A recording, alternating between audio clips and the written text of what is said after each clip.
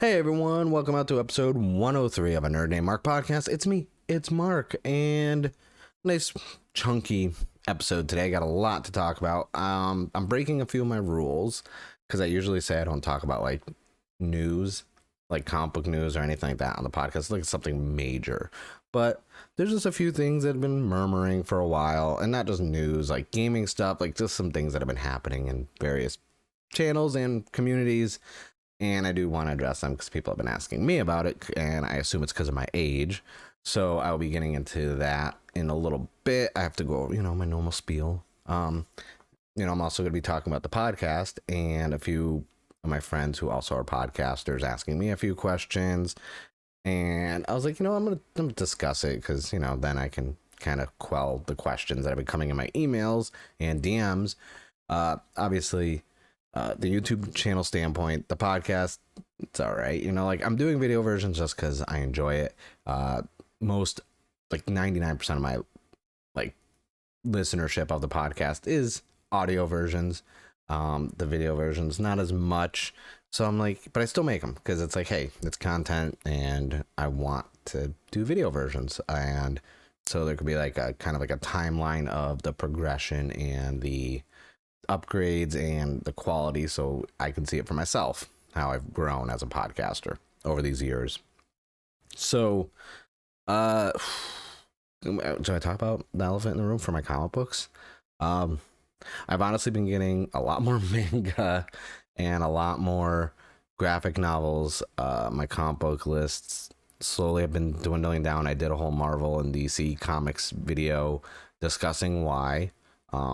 Like I said, it has nothing to do with identity politics, nothing to do with tokenization, nothing like that. It's strictly because I'm just not, the stories just aren't doing it for me. The writing, like the artwork's always going to be something I admire with comic books. And sometimes there are covers that will draw me in because I'm like, oh, this looks pretty good. Let me check this out. But from a writing standpoint, it's just getting harder and harder for me to enjoy some of the bigger characters that I've fell in love with, that I've been a fan of for so long, like Green Lantern. Green Lantern has been a sinking ship for years now for me. And the funny thing about it is I still get questions because I have the Ion comic book tattoo right there. I got a big lantern on my back, and I still get these questions, and I've been getting these questions since the movie came out. Oh, you're a Green Lantern fan, but like the movie sucked. Are you going to get your tattoos laser removed, or the comic books aren't doing good? I was like, why? Like, I still love Green Lantern. I'm not in love with the current iteration and the run that's going on right now. It's still, Green Lantern is still my favorite comic book character. I'm more of a fan of Kyle than Hal Jordan, and John Stewart is obviously top tier, but I just don't. I'm just not really a big fan of the current run. That's it. Like, I think post New 52s, I really kind of fell out with Green Lantern when they started the Rebirth stuff. And, it is what it is. It's comics. You're not always, just because I don't like it, doesn't mean there's not someone out there who's just now discovering Green Lantern and Green Lantern's becoming their favorite comic book character. So who am I to be like, this writing sucks, this isn't for me, I want new writers, I want new storylines? It's like, eventually a storyline will come along that I'm going to get behind, and I'll pull Green Lantern again. Same with Shazam and Aquaman and all these other ones that I just stopped reading. And now that I'm quote unquote trade waiting. So it saves money, saves space. So that's one of my, things that's I'm doing right now. Like, I'm still pulling a lot of my indie stuff. Like Power Rangers and this and that. I haven't got my comics this week. I'm probably going to go next week because I just haven't had time. And, with everything going on and personal life and everything else, just, and work, just didn't get my comics. Like, they're safe. They pull them. I have a little file in their system, so they have them waiting for me. And I give them updates. I'll call them like, hey, it's Mark. I'm going to pick up my comics probably next week. Just letting you know I'm not delinquent and I haven't, been ignoring my comics. Like, okay, yeah, no, it's only been like 2 weeks. So, you don't have that many in there anyways, because you basically gutted your pull list. And I'm like, yeah, I did. And for good reason. Because, I just, I have just so many issues with the comic book industry right now. And it's hard to pinpoint. It's not just one specific thing. There's a lot of just crap being thrown to the wall and seeing what sticks. When comic books have been around for so long, we know the formulas that work. You don't, if it's not broke, don't fix it. Like, you don't have to reinvent the wheel with comic books. You do the internal struggle, you do big bad boss, you do, redemption arcs. Like, there's a formula that works with comic books, and so many people are trying to just be unique and different, and with everyone trying that, they're all following the same tropes now that have been popular in comic books. I don't need to really go in more depth on what the new trend in comics are lately. That's why when it's comic books like No One Left to Fight and Crossover, Radiant Black, even Mighty Morphin and Power Rangers, Something Is Killing the Children, House of Slaughter, stuff like that, those comics are just like, oof, those are holding my appeal. Those are holding my interest. Those are the ones I'm going out and buying and being like, hey, do we have variants for those? Because I'll get some variants. I mean, that's the thing. When I started this podcast, before I was doing video versions and I was posting on social media the photos to go along with the podcast, I was spending so much on variants because I love variants. And, now it's the point where it's like I could give two shits about variants now. Like, I don't care unless it's something really good I want. And so, yeah, comic books just not, that it's just not doing it for me right now. And I will say it's kind of like, not bittersweet, it's kind of like a blessing in disguise, so to speak, because I've gotten back in love with manga and collecting manga again, or manga. Like, I know people say manga, I say manga. I don't, like, we don't need to have this discussion on how the word is said. Just know that's what I'm getting. And there's a lot of good ones.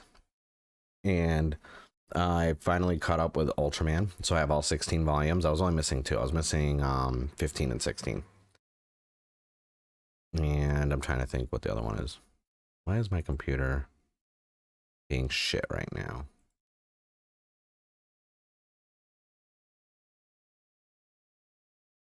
Please hold. All right, there we go.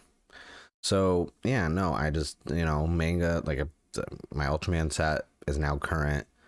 I finally am hunting down the last of the Yokai Watch ones that I need.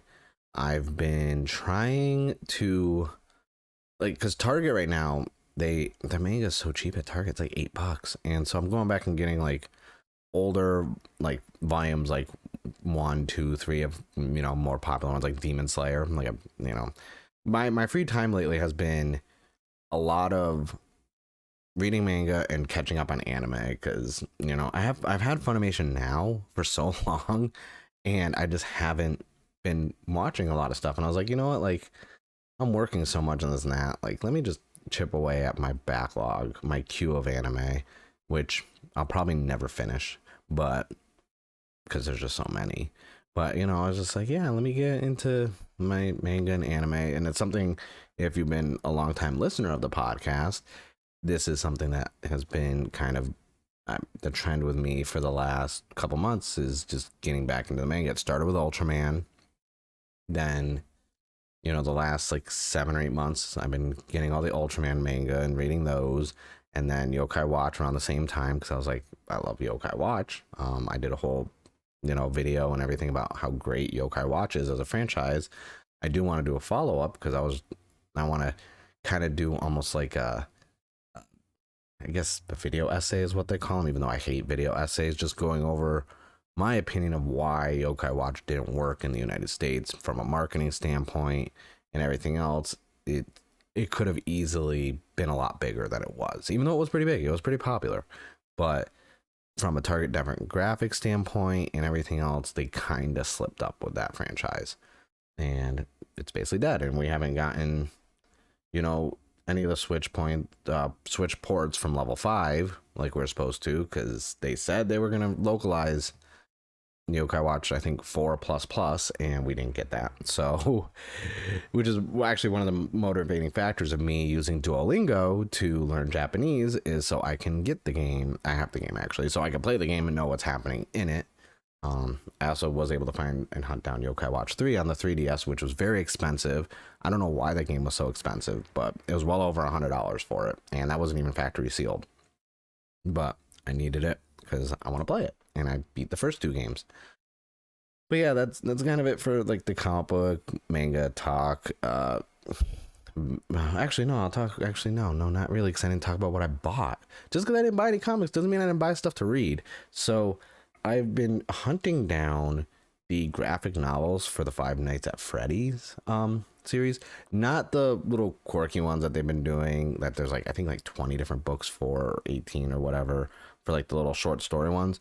I'm talking just the graphic novel versions of the 4 novels that came out from was it Scott Cotton and Claudia Schroeder, like the Silver Eyes and the fourth closet and stuff like that. So I did finally find the graphic novel version of book number 1, which was the Silver Eyes. This book was like I read the first one. Oh, I didn't read it. I audiobook on Audible because I love Audible. The Silver Eyes was really good, and it kind of caught me off guard because I was like, this could, it's not really a kid's book. That's why when I was like listening to it, I was like, this is kind of like young adult and just fans of the lore and want like an actual original story that's cohesive and an actual series. And the Silver Eyes was really good. The other one is book 2, which is the Twisted Ones. So I found the Twisted Ones, which I talked about in episode 102. I finally found the Silver Eyes at Target, and it was $10, and I was like, you know what, I'm gonna get this. The artwork is really good in these. I kind of like it's not like super detailed, but this was something I really wanted. I'm probably gonna try and get 3 and 4 also, and I'm gonna read those. I'll probably do a review for it because it's actually a really good series, and I'm a fan of Five Nights at Freddy's. I haven't played all the games. I played the first 2.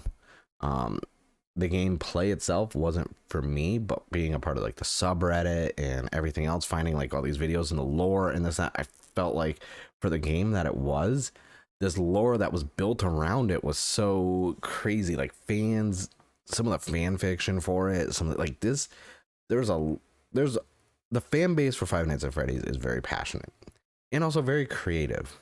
And there's a lot of cool things in that community that come out. And for someone like me, I have all the games like on PC. I got the little pack that came out for the Switch, and I haven't even played them all because I'm just like, these are fun, but I'm enjoying more reading the stories and the lore behind it and everything else more than just playing the games and watching like very long YouTube videos breaking down stuff. But Five Nights at Freddy's is definitely, I'm going to get Security Breach at some point. Just my backlog of video games is ridiculous, which I will go over shortly. Speaking of manga, a new manga dropped that I've been following and waiting for the release of, and I couldn't find it anywheres, and finally at Barnes & Noble over the weekend, I found it, and that is Kaiju number 8.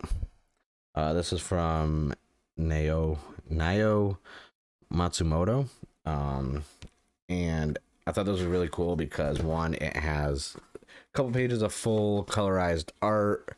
I just read volume 1 because it just started. I am going to be doing a review of that. It'll be on the YouTube channel on the Nerd Named Mark Reviews RSS feed because I'm bringing that back. And that's it for graphic novels and manga. There's a few other ones I bought, but they're already on the shelf, so I'm not going to go grab them. I picked up, like I said, 15 and 16 for Ultraman the manga. I found Yokai Watch 11 and 14, which were 2 of the ones I'm missing. I'm just missing, I think, 17 and 18 and possibly 19. And I think that's it for actually what's been released for Yokai Watch.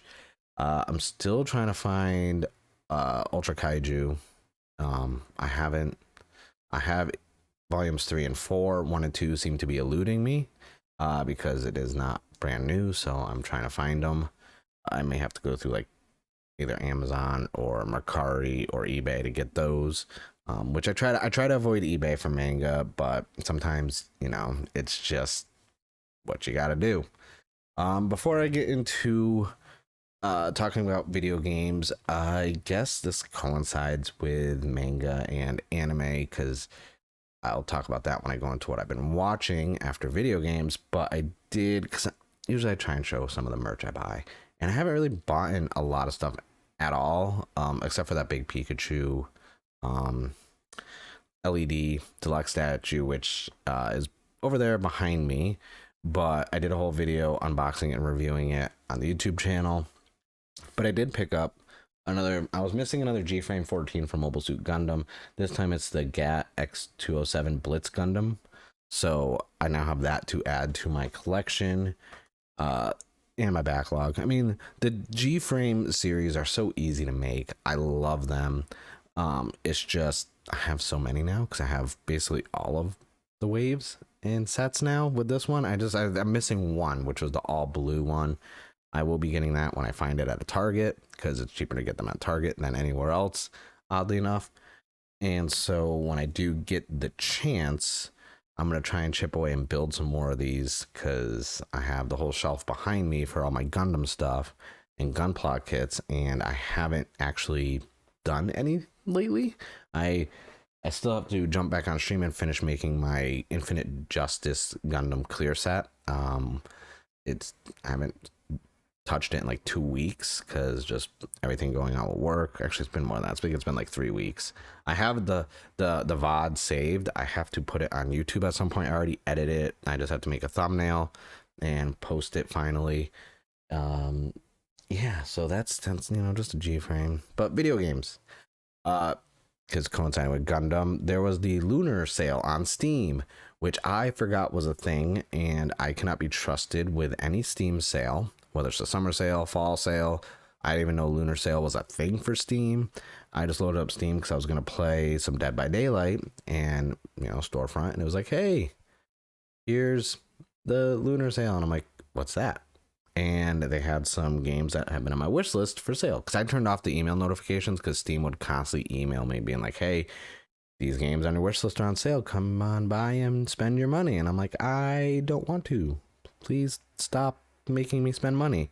But the SD Gundam G Generations Cross Rays, which is a game I've been wanting to pick up. The base game was on sale for $17.99. The deluxe edition, which is like 80 or 90, was on sale for $24.99. So I couldn't say no. I picked that up. Really fun game. I like it because it's not a standard Gundam game. It's more tactics, strategy based, and with my little chibi. SD stands for Super Deform. So it's the smaller ones like the SDW Heroes that I build. And so I was like, you know what, I'm gonna play this, and played a few missions. Really enjoyed it. When I have more time, I'm probably going to sit down and stream it because I do like Gundam. I do like Gundam video games. And they also had another game on my list, which was Super Robot Wars 30, which is the same like engine, like tactic style, but instead of just Gundam, it's Gundam, Neon Genesis, Ultraman, Great Mazinger Z, like all the robot mecha anime in one game. And so I was like, I picked that up as well. I have not played it. It is installed. And then what I've been playing is this game called Dismantle. Now this is the game that's been like, there's two zombie games. I don't know. I'm on a zombie kick lately and I don't know why, because I just kind of got burnt out on zombie stuff. Like as a horror movie fan and horror video games, zombies have been kind of like my like love-hate relationship. I will play anything that's a zombie game, but then I get burnt out. And with Dying Light 2 just coming out and the hype behind that, because like I've been waiting for Dying Light 2. Anyone who knows me knows Dying Light is one of my favorite zombie games. Platinumed it on PlayStation. I got all the Steam achievements. Because I have two Xbox accounts. On one of them, I actually finished all the achievements on it because I just played the shit out of that game. I love that game so much. And if you popped in any of my streams, I was streaming Project Zomboid, which is a game that I still think is highly underrated. I think more people should definitely be checking this game out. It's worth it. It's great. Good sandbox, some crafting, the injury system and everything else is really crazy in that game. I jumped out of a second floor window escaping a zombie when I was on stream, fractured my foot, and you can actually specifically like put a bandage on it, pillage through homes or pharmacies to try and find like painkillers or Advil. When your character's, getting sad because it's raining or this and that, you can eat food, watch TV, or you can even take antidepressants. Like, there's a lot of depth to that game that I don't think people realize, and it's really good. And continuing the trend of zombie games, like I said, Dismantle. This is a game that I randomly saw it because it was on sale on the Xbox for like $15, and I was like, what is this Dismantle game? And it had co-op, and I was like, okay, and kind of like a not so serious art style, and it's like almost like top down but not twin stick shooter style graphics, and basically everything you can destroy. And there's a crafting system, leveling up your weapons, and basically it's called Dismantle because everything can be destroyed for crafting materials. And it's been a lot of fun. I put about 6 or 7 hours into it. It's intriguing, all the new takes on zombie type games that have been coming out lately, because like I said, I was burnt out on zombies, and the gameplay of these games and the stories are what's like really appealing to me right now, and that's what's luring me back in. It's not like I'm going and picking up Call of Duty just to play some zombies, it doesn't matter. I want a good narrative, I want a good, crafting system, and that's basically what I've been getting with Dismantle and Project Zomboid. And then of course we have Dying Light 2, which I have not started at time of recording this. I will be starting it though. That game is going to consume a lot of my time.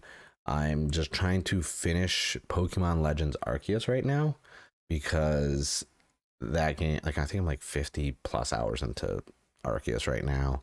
That game, from a Pokemon game standpoint, this is amazing.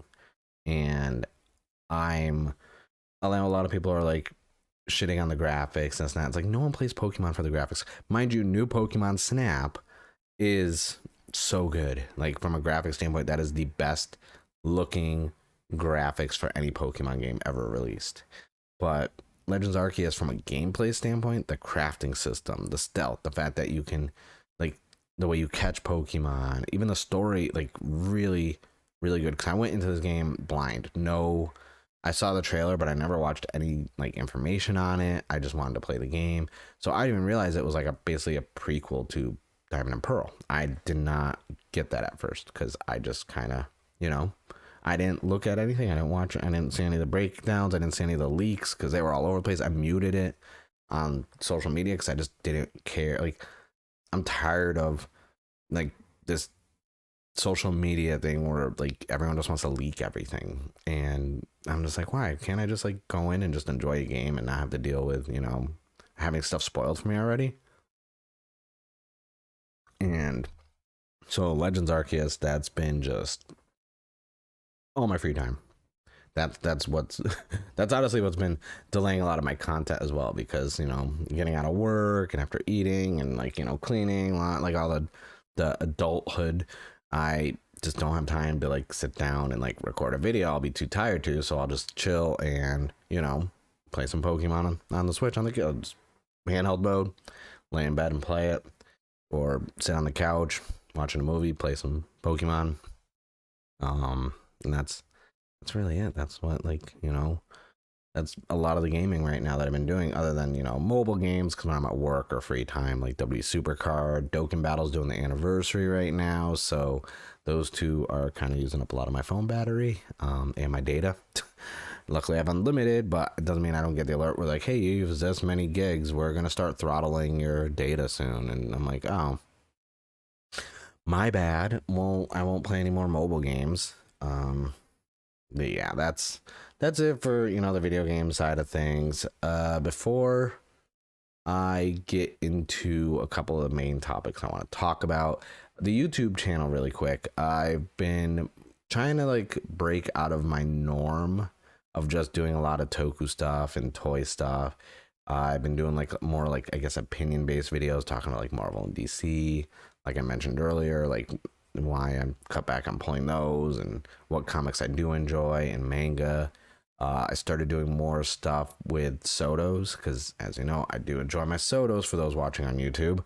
And I do now have a weekly series I'm going to be doing every Sunday, going over the Bandai candy blog they do in Japan, or candy toy blog, which goes over all the new Sotos, Shotos, Yudos, Shoto X, Shoto O's, and stuff like that, because those are a big part of my collecting, something I'm passionate about. And with the YouTube channel, I just want to kind of showcase more diversity and more range and more variety of the things that I'm into and I'm knowledgeable on and I enjoy, instead of just constantly, oh, here's some more commented reaction videos. Here's a quick review of something. Here's the podcast episode. Like, I'm trying to do more of a variety. One, because I don't want anything to get stale. And two, it's like, these are things I want to create. If they get no views, they get no views, honestly. But I just am going to enjoy it. I enjoy talking about these things, even if I'm just talking to a camera into a microphone. I just enjoy these conversations I have with myself about them. But so yeah, a lot of new content coming. It's just, the apartment hunting for the last month and a half, 2 months has been kind of draining. Plus, personal life stuff and work.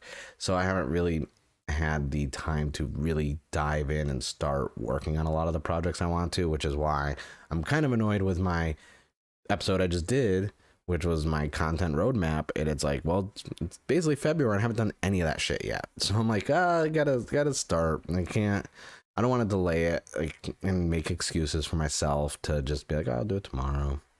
Maybe next week. I don't really have time right now. It's like, dude, I got 15 minutes. I can do a quick video. Like, come on now. So yeah, a lot more content's coming out of the woodworks for the YouTube channel. I'm finally gonna be sitting down and really going in on our Nerd Name Mark Reviews RSS feed, because I feel like I've been neglecting that so much, and that one gets a lot of listens, a lot of downloads, and I do get a lot of people asking like, hey, you haven't reviewed a lot of stuff lately, like what's going on? It's like, just haven't been motivated. But then I realized I can't wait for outside elements and outside anything to motivate me. I have to internally motivate myself to make this content, and that's what I'm going to be doing now. So yeah, ta-da.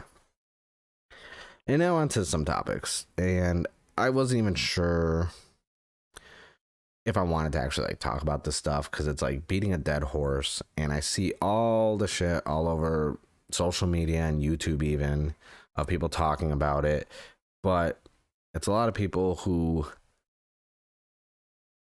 either weren't around in the scene at that time or weren't, fans of it. And yes, I'm talking about the G4 shit. And it's only because I had a conversation. Like, most of my topics come from conversations I have my friends with in Discord. And then I'm like, oh, I'm going to talk about that on the podcast.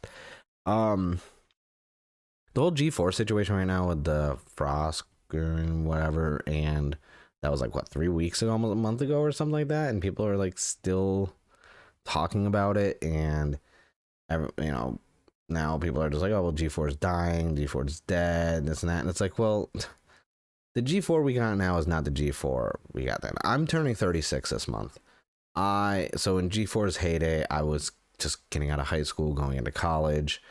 G4, things like G4 and like, what was that electronic gaming monthly magazine and stuff. Those were all things that really got me into being a video game journalist. I did try my hand at being a pro gamer in the Dead or Alive and Halo scene. It didn't turn out bad. Back then, you got to realize, I graduated high school in 2004, and everything that's happening now with gaming was not a viable career choice in 2004. Okay, that was 18 years ago. That was like, there was no viable, like, if you were going to be a pro gamer, unless you were like Fatality or something like that, you weren't going to make the money esports competitors make now. If you were like YouTube, I think YouTube it wasn't even really a thing yet. So there was no, video platform. I remember me and a friend of mine had a World of Warcraft podcast, and it was through IRC chat. And it was hosted on an actual website, because there were no podcasting platform. I don't think we called it. I don't think podcast was a word back then. I think we just called it the like an MMO radio show, and people could call in via IRC chat. And we talked about patch notes, where our characters were, like what we're doing, like, and new content coming out. And it wasn't even, like I said, there was no podcast, there was no YouTube, and that's what we did. And I think at some point we did talk about Final Fantasy 11 at the time as well, but this was 2004, so there wasn't really any, like, outside of like G4 and picking up a magazine at a store. Like, okay, kids, back in the day, you used to be able to like go to like a CVS, Walgreens, Walmart, anywhere where they would have magazines, and there would be racks of magazines about, like, PlayStation Underground. There would be PC Gamer. There would be the Nintendo Power. You would get EGM, and you'd read those, and that's how you would find out. Like, you'd see developer interviews, games getting announced. It's not like nowadays where, hey, a video game gets announced on Twitter. And yes, I'm making myself sound so old, but those things, got me like into wanting to be in this industry. But like I said, it was not a viable market in 2004. Like, I lived in Connecticut in a small farm town with a very small population. There was no discoverability of talent out there. And so I chose, college. And I still played video games. I still enjoyed, my comics and my nerdy shit. But G4 was really the time afterwards, like when I saw them at like E3 and, all these videos they were doing and interviews and showing X Play and Attack of the Show. And I was like, I want to do that. Not specifically what G4 is doing, but I wanted to be in that industry. I was like, I could, and at the time there's no, like, what am I going to do? Like, college, I was like, okay, I had to pick, something that's going to make money. I need to worry about a career and retirement. And that's all that was drilled in that era, that generation. That was what was instilled. Like, get out of high school, go to college, and get a career. There was no, I'm going to be an influencer, So I started with business, marketing, and accounting, and then all my electives I was doing, like film studies and different arts, like graphic designing, magazine. I did a whole semester where I learned how to make magazines layouts on Macs, and I even did a few magazines, and I wish I could find one. If I could find one of the ones I actually made one for freaking Dragon Ball Z and the Boo Saga, which was really hilarious. But yeah, so it's like, and then I switched over to IT because I was like, you know what, computers are on the rise. Let me get a computer science degree. That's gonna be, computers are gonna be everywhere. Computers are gonna be forever. That's gonna be a constant market, and it's a lot, for me, I found it a lot easier than dealing with math and business, because you fuck up in business, like, you lose a lot of money. I break a computer, I just gotta get a new part and fix it, or I can lose a lot of client data, so that's actually still just equally as shitty. So long story short, graduate college and, do my career stuff. And around then, starting to be 2009, 2010, G4 is dwindling down, but we're getting the rise of YouTube and, Facebook and everything else. And I'm like, okay, this is cool. I want to write about video games. I think, I got time now. I'm set in my career. So I started actually writing reviews and news stuff on LiveJournal. And I'm not going to share the link. I still have access to it. I was reading some of the shit. And one of the reasons why is because it's actually been 15 years since I started writing about video games. So I've been doing it for a while. And looking at, the G4 situation now, it's like, when I first heard G4 was coming back, I was so happy. And I heard they were like, oh, you can, submit some stuff to be talent and this and that on G4. And I was like, is this what I want? Like, I've waited over, the last 15 years of my life. One of the things that shaped me as a content creator, because writing a LiveJournal led to me writing for other websites and getting paid, getting free games. Then I started my own website, got to go to E3, New York Comic Con, San Diego Comic Con, PAX East, all these conventions. And then I stopped because I had to focus on other things. I had to focus on my career. I had to, not the income wasn't there. Like, you can get some money, but it wasn't a career. So I stopped. And that's when, I was just doing podcasts. And then even then, when I left the last podcast I was a part of, I went 18 months with nothing. And then I started this podcast. And then obviously a little bit over a year ago, I started doing YouTube again. And so seeing the G4 thing, I was like, oh, G4's coming back. I was like, this is good. Because in the meantime, all these other sites and YouTube channels and Twitch channels that are honestly doing better than what G4 did even originally, and obviously better than now. I mean, we had Geek and Sundry with all their D&D stuff, with Critical Role and everything like that. We have, even though I'm not the biggest fan of all the stuff, Angry Joe show with all his the production he puts, and even though it's humorous and not meant to be super overly produced, a lot of his stuff with his reviews and his show are great from a quality standpoint. And then you got things like Geeks and Gamers, you got Nerdrotic, stuff like that are just doing these podcast shows, these discussions. You have a lot of, there's competition now. And I think G4, for the appeal of it, was the nostalgia bait. And I hate using the term nostalgia bait, but that's 100% what it was. People are like, oh, yeah, no, G4, it's coming back. And I was like, cool, who's returning? And they're like, oh, Adam Sessler. I'm like, okay. Not someone who, based on their social media and how they act, is not someone I care to be associated with. It's not someone I would care to interact with or anything like that. And I think from a standpoint of attitude and just overall douchiness, long term is going to hurt G4, but he's a nostalgia. Everyone remembers Adam Sessler from G4. If you say G4, you think Adam Sessler, Olivia Munn, Blair Webb, stuff like that. But you, Chobot and that, you don't. But if you say Adam Sessler, it's G4. What else has he done that he's noted for? I don't even know. I can't tell you off the top of my head. I didn't follow his career.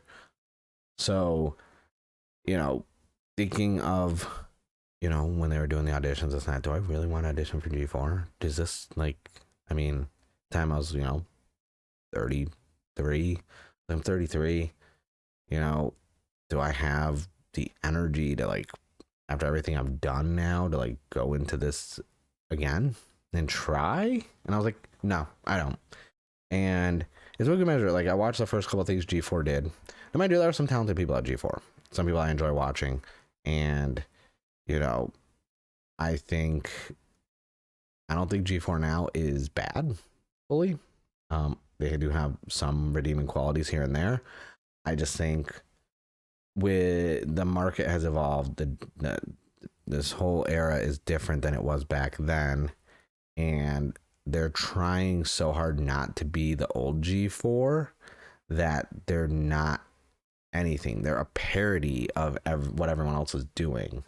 They started their D&D thing, and it's that's cool, but there's so many better D&D YouTube channels, streamers, groups that are doing it that I would rather watch them.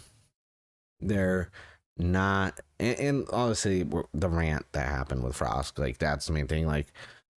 When they mentioned all the writers and everything else like that, it's well, you're not supposed to peek behind the curtain. You're not supposed to tell us everyone, there's a team of writers writing everything you say and what Adam says. It makes everything seem inauthentic. And obviously with G4 before, they had writers as well. I'm 99% sure not all that was off the cuff, but you don't say it, So now there's a level of inauthenticity to this when I see them do a review, because I'm just well, did they play it? Because as someone who's mainly, for the better part of a decade, reviewed games, written and audio and video, I can tell you every word I said, every review I did, I played that game. Same with those gaming nerds. Chris, every game he reviewed, every article he wrote about a game, he played the game. Same with Ross. Same with, anyone who was brought on the site who wrote, they played their games. No one wrote for them.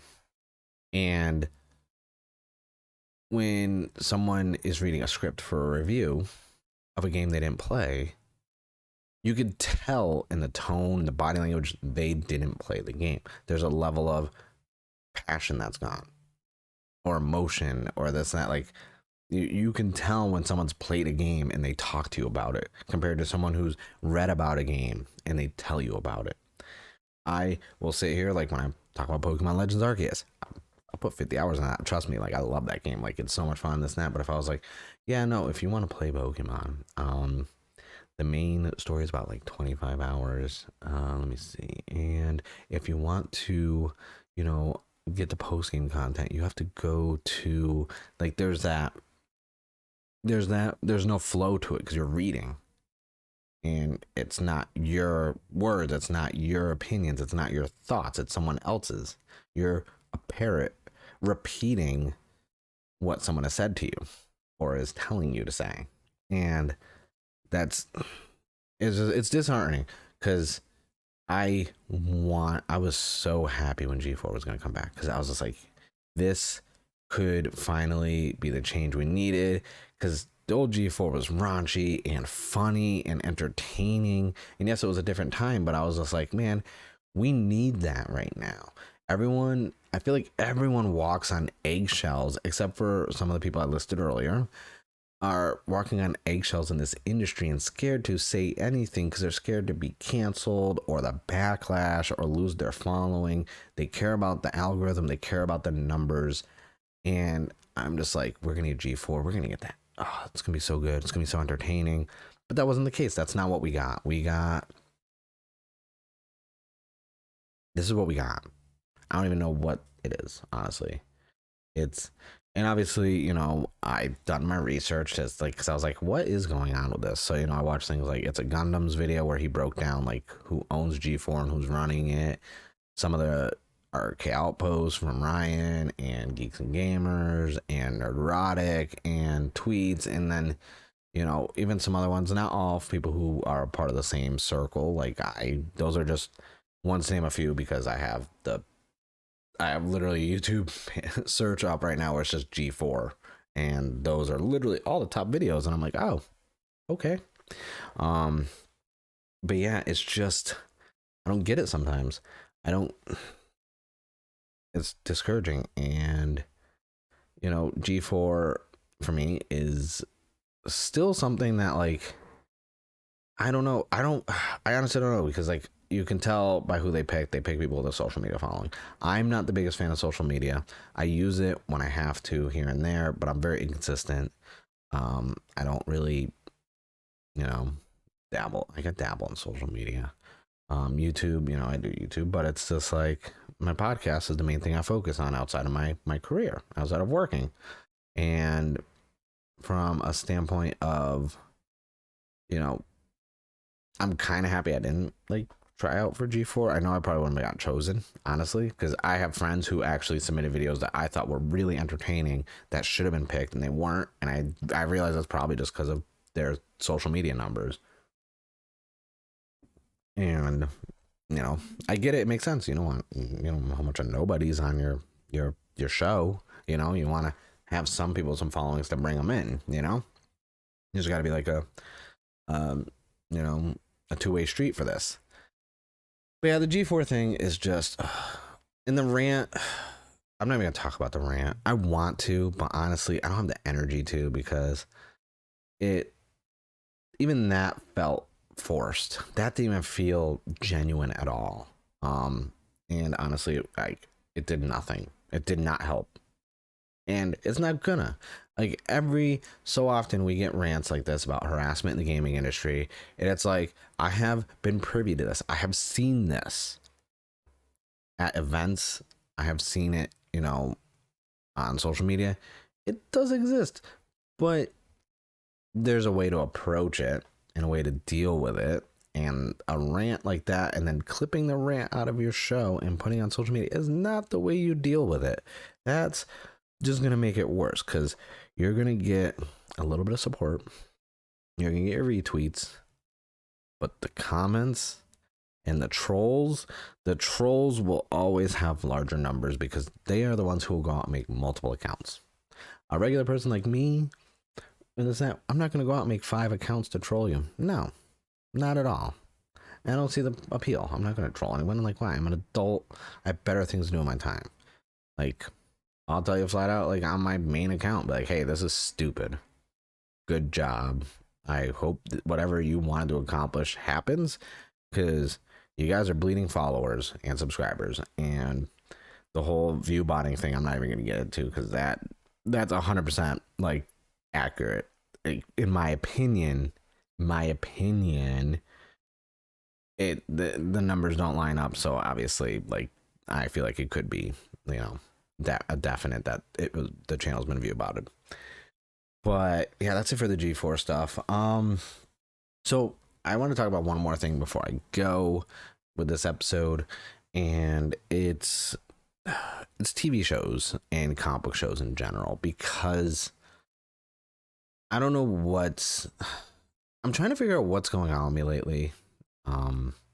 None of outside of Peacemaker, which I'm actually enjoying thoroughly. I think it's hilarious.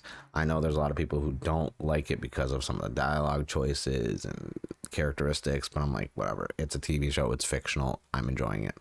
Escapism is a good thing sometimes. And I was looking at a lot of, you know, the CW stuff. So I was like, do I want to get back into them? Like, I kind of fell out. I did a video early on in my YouTube-ness a year or so ago about the CW and just all the issues with their Arrowverse and how the crossovers need to stop. We don't need them anymore. Let's just move on and make just TV shows, which is why Superman and Lois is so good right now. It's actually the only CW-based superhero show I watch. And then I saw a rumor / rumblings that we're getting Booster Gold in Legends of Tomorrow. I'm a huge Booster Gold fan. And I was just like, okay, let me see what's going on with this. And then I saw that article that it's rumored or hinted at that Donald Faison from Scrubs. I am a big fan of Donald. I think he is hilarious. He has actually really good range. He was in Kick-Ass 2, so he kind of has the superhero stuff down. He was in Scrubs. He was in Skyline, the first one, which was actually not that bad of an alien invasion movie. And so I was like, okay, personality-wise, actor-wise, great actor. He will probably do really good in that part. But then someone's like, well, why are they race swapping this and that? And I'm like, oh, there it is. I was like, no. I was like, someone brought it up, the race swapping and tokenization of a character, and I'm like, man, like, race swapping is such a hard thing to talk about. And I was telling everyone, I'm not qualified to talk about anything. I'm not a comic book writer. I'm not an artist. I'm not a director. I'm not an actor. I am just a nerd who has been collecting comic books for almost 30 years, who has been playing video games my whole life and just loves nerdy shit. And, you know, it's one of those things. Is February is Black History Month. I choose not to do any articles or videos or anything like that about it, because I have a love-hate relationship with how this industry treats this month. Mainly from a content creator standpoint, ever since, you know, a year or so ago, when a place that I'm not going to name, and I never will name because I'm not that type of person, decided to tell me that I am not black enough to be considered a person of color content creator, even though my mom is African American. So I was like, fine. I was like, okay, I get it. I don't look it. My dad's white and melon, and just, okay, sure. Don't, you know, whatever. That's your opinion. Just know I don't support that company, and I never will, and I will never work with them. I will never buy anything from them or anything like that. And so I was telling them, I'm not qualified to really talk about it. Like, Booster Gold is one of my favorite characters. I get that, you know, with the comic books, they change constantly. Like, race swapping and tokenization has been happening. It's been happening a lot in recent years, but it's been around for a while. It's not new. And so with Donald Faison possibly being Booster Gold, I was like, you know what? Like, I'm a fan of his. I don't even watch Legends of Tomorrow, so who am I to, you know, give shit about this? Like, I'm not even gonna watch the show anyways. I stopped watching after season 2, so why am I gonna get up in arms because this is happening? And that's the one thing I think is like all these people who are getting angry about this stuff on social media and this aren't even the viewers. Yes, the viewership is low regardless, but it's like, unless you're watching the show consistently and you're a fan of the show, then you could probably have an opinion that would have some weight to it. But if you haven't never watched the show, why is everyone getting so up in arms about shit like this? And that's the one thing is how I try and like present myself as a content creator. I had to think of how to word it, because if it's something I'm not passionate about, it's not something I watch. Like my opinion doesn't matter. And why would I even have an opinion on it? It's just stupid. And I know a lot of stuff is clickbait and, you know, people trying to get their views and their, you know, get their ad revenue. Hey, respect. I have thought about doing that so many times on the YouTube channel, because I'm like, man, like if I just went this route down this avenue, I probably could have a couple thousand subscribers pretty quickly, get my monetization, get my views up, feed into a certain demographic of people out there. But I'm like, no, like I'm not gonna pander, I'm not going to pretend, and I'm not going to just make this content that I don't like and say things I actually truly don't believe in. So, you know, and the reason why I bring this up is the whole Donald Faison and Booster Gold thing is because I have friends. Once again, like I said, most of the time I come up with topics is from conversations on Reddit with or not Reddit, on Discord with my friends, because they know who I'm a fan of. They know a lot of my stuff because I talk about it. And like, I'm a Booster Gold fan. So one of my friends like, hey, Donald Faison's going to be Booster Gold. I'm like, bullshit. And they're like, no, look. And they sent me the link on Discord. And I was like, all right, let me read this. And I was like, you know what? Like, from an acting standpoint, like personality wise, range, comedy, that's actually a solid choice. You know, I just, you know, obviously the elephant in the room is that it's a race swap, and I'm like, I was like, well, I'm still not gonna watch, and it's also not even 100% confirmed based on the description of the character he's playing. Obviously, it should be Booster Gold, but we don't know.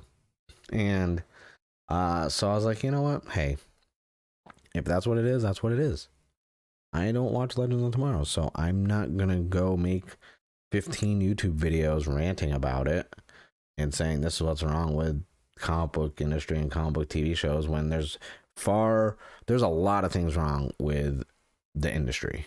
Okay, and race swapping, tokenization, things like that is not even scratching the surface of why these industries are not as big. Like, why comic book sales are down, like, you know, why TV shows ratings are down. There's a whole slew of reasons that are probably higher on the list than those two things. Just those two narrative choices and reasons are the ones that are going to get you the views on YouTube. They're going to get you the clicks on Twitter. They're going to get the retweets. They're going to get the comments, you know? And maybe one day I'll sit down and just do a whole breakdown of everything that's wrong with these industries and why they're not working. But then again, I'm not an expert. These would all be my opinion. I'm not, like I said, I don't work for a comic book publisher. I'm not writing a comic book. I'm not a comic book artist. I'm not an actor. I'm not a TV show runner. I'm none of that stuff. So at the end of the day, everything is a perspective of someone who's just a fan. And opinions can be right or wrong. So even my opinion on the subject matter could possibly 100% be wrong and not the case. It's not a fact, it's an opinion. But yeah, that's you know, things, stuff. I know, well, brought the tone down. My apologies. But it's just something that, like, all the conversations I had, I was like, you know what, I'm just going to do a video on it and just get it out there and just done. Just put it in the podcast and send it into the ether and continue with my day, where I'm going to eat carne asada fries and some fish tacos, and it's going to be delicious. I do have some free time, so I'll be working on a few other things. If you haven't already, follow me on Twitter at a nerd named Mark. I'm going to be working on some Gunpla stuff on stream soon, so twitch.tv/a nerd named Mark. Obviously, if you're watching this on YouTube, hit the subscribe button. If you're listening to this, go type in a nerd named Mark on the YouTube search bar and subscribe to the channel. I got a lot of videos coming up soon. I guess we'll end it. It was on Amazon. because it came out on February 1st. I picked up Ghostbusters Afterlife. I rented it because I haven't had time to go out and buy the Blu-ray. So I want to buy the big collection that came out. Ghostbusters Afterlife was so good. I'm doing a review video for that fully, and also on the Nerd Day Mark Reviews RSS feed, because that movie was so damn good. I watched it twice. I love Ghostbusters so much. I'm actually, at the time of recording this, I'm downloading the Ghostbusters video game because I want to stream that, and a few other games as well. But as a huge Ghostbusters fan, and I was like, instantly, I was like, you know what? Like, if the rumors are true, they want to do 2 more Ghostbuster films, like actual sequels to Afterlife, I'm on board. It was so good of a film. If you haven't, you can go rent it on Amazon for like $5 right now, or you can go out and buy the Blu-ray. It's up to you. But that's it for episode 103 of a Nerd Named Mark podcast. I thank you guys for listening. Thanks for checking out my rants. You know, I don't always go on tangents like this. It's not really my style. I think it's kind of, it's not really my thing.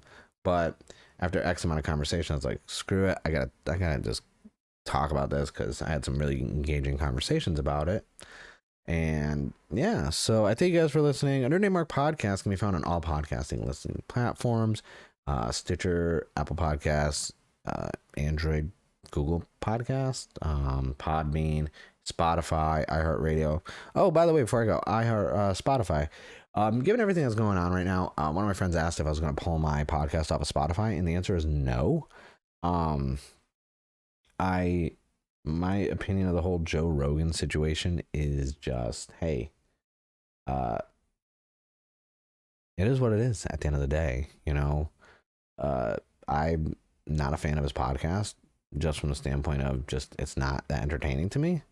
So I have no real full opinion because I'm not a fan, but I'm not a hater at the same time. I'm neutral. I'm Switzerland. I don't listen or digest any of his content. So I'm not educated enough on everything he does to have like a full solid opinion of it. And I'm not going to go based out of, you know, a bunch of stuff that's put on social media out of context. I would have to go through and watch, like literally listen or watch all of his episodes and form an opinion, because stuff taken out of context is not obviously a good way to base your opinion on. So I have no say on that. My podcast is going to stay on Spotify. I have no reason to take it off of Spotify, honestly. So, and most of my listenership isn't even through Spotify anyways. So, you know, it's not that big of a deal. I think there's just some cool interactions with Spotify via Anchor, where I host my podcast, because I can actually set up interactive questions and polls in my podcast episodes that you can actually reply to in the podcast episode on Spotify, which I think is neat. And I was like, until more platforms do that, I was like, I'm gonna keep testing the waters with that. But yeah, that's just my spiel on that. I just figured I would, you know, bring that up because someone asked me, because my podcast is on Spotify, and asked me if I was gonna, you know, get rid of it. I'm like, no, why would I do that? That makes no sense. But that's it for episode 103 of a Nerd Named Mark podcast. I thank you guys for listening. I thank you for watching, and I will see you guys in the next episode. And my name is Mark, and I'm a nerd.